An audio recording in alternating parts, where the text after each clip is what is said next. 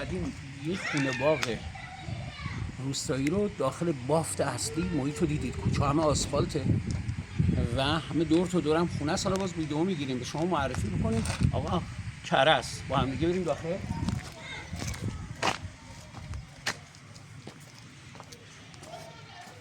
محیطی کاملا روستایی داخل بافت و موقعیت ملکی بسیار عالی داره.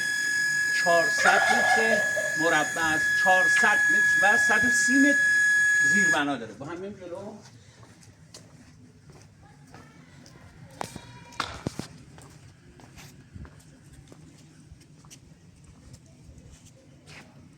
بفرمایید.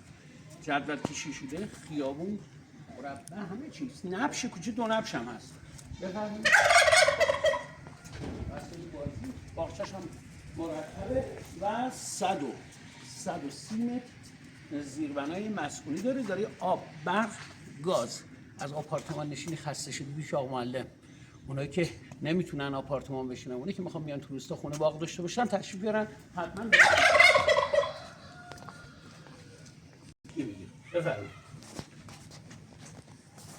اشون داخل به به همه چی مرتب، یه آشپزخونه شیک و با همه امکانات و پذیرایی شیکی هم داره. با هم دیگه بریم نگاه میکنیم.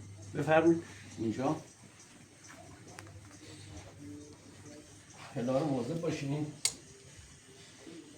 گاز وصله، بنا 130 متر، 2 خواب، یک پذیرایی بزرگ، 2 خواب، سرویس بهداشتی، همه چی اوکیه و محیط کاملا روستایی برای اونهایی که میخوان خونه باغ داشته باشن.